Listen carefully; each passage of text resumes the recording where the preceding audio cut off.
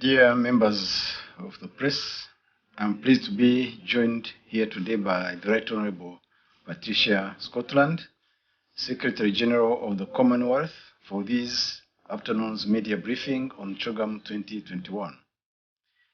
Rwanda is committed to deliver a safe and successful physical event in just about 100 days from now. The Secretary General has been here on a 3-day official visit to discuss and assess Rwanda's preparedness to host CHOGAM in June 2021. I wish to express our deep appreciation for the valuable support provided by Right Honourable Scotland and the entire Secretariat's team since the beginning of our preparations. The global COVID-19 crisis has deeply shown the urgent need for solidarity and the importance of having a more concerted approach in addressing current challenges and being ready for the future one. CHOGAM 2021 will be an opportunity for the Commonwealth to reiterate its capacity to lead on issues of global concern such as health security, climate change, gender equality, and economic recovery, with a clear focus on actions and impact. CHOGAM will also serve as a platform to build strategic partnerships and speak with one voice as we look beyond June 2021 and towards upcoming other important events, including the COP26. The diversity of the Commonwealth makes it a unique organization, and CHOGAM participants will have the chance to learn more about our country's journey, travel around to visit Rwanda, and connect with our people and culture. People-to-people exchanges will also contribute to further strengthen Rwanda's relations with other members of Commonwealth as we work together to achieve our common goals. Unfortunately, COVID-19 has forced us to postpone CHOGAM for a year. And though we are not yet out of this crisis, the distribution of vaccines around the world and the kickoff of national vaccination campaigns, including in Rwanda last Friday, give us a positive outlook for the coming months. In line with our COVID-19 response, which has been swift and robust, we will continue to monitor the situation closely and review our prevention measures in accordance with the WHO guidelines to ensure the safety of all participants. Over the next 2 weeks, our CHOGAM team will organize advance visits for all Commonwealth member countries to be briefed in details on our preparations and plans for the June meeting. Finally, as Rwandans look forward to welcoming people from all over the world, we as Rwandans look forward to welcoming people from all over the world in their second home. And I thank you for your kind attention. Can I thank the Honourable Minister for extending on behalf of the Rwandan government this very kind invitation to me to come to Rwanda to look at the levels of preparation that there have already been undertaken in preparation for our Commonwealth Heads of Government meeting. It is a rare privilege to be allowed to come back to this beautiful country of 1,000 hills.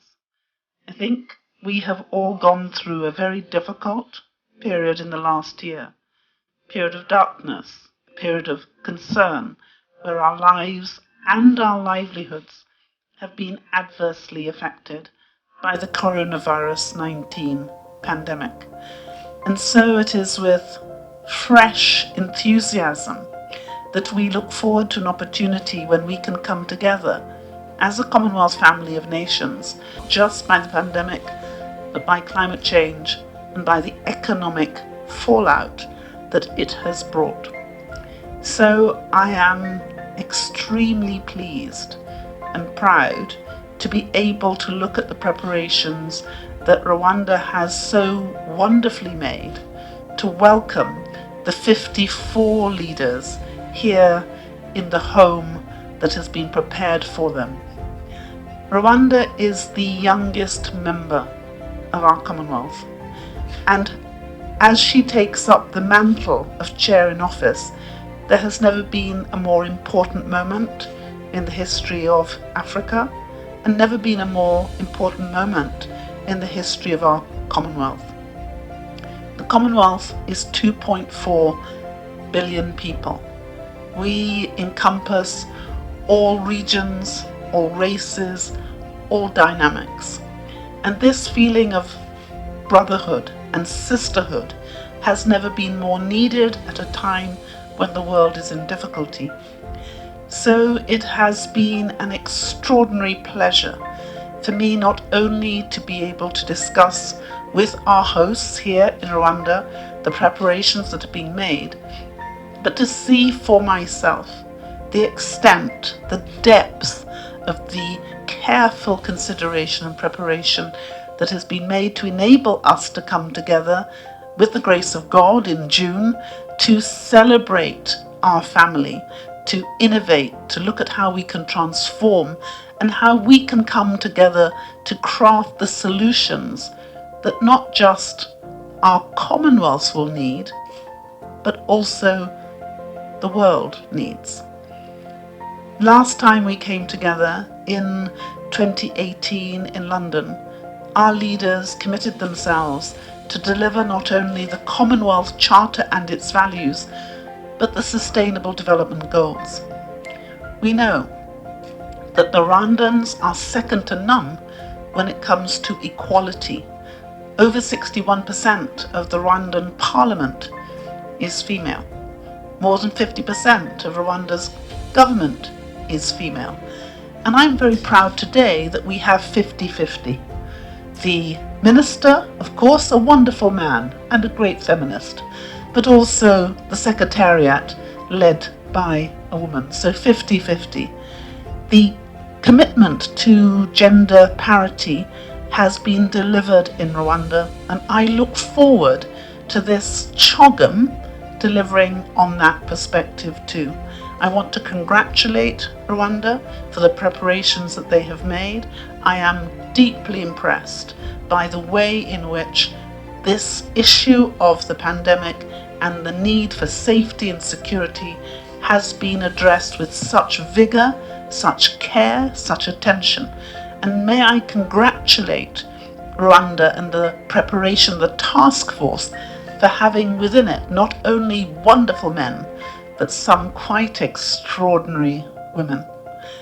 I thank also my own team led by Professor Louis Franceschi, but also you will notice that there are a lot of great women with him. And so I look forward with great anticipation to June, confident that Rwanda is ready not only to deliver a brilliant CHOGAM, but Rwanda is ready to lead and to help us innovate, transform, so that we really will have a more equal future for us all to enjoy. So I want to thank you, Minister.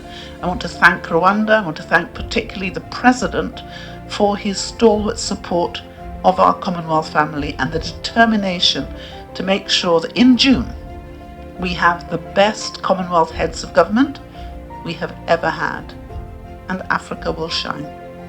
Thank you.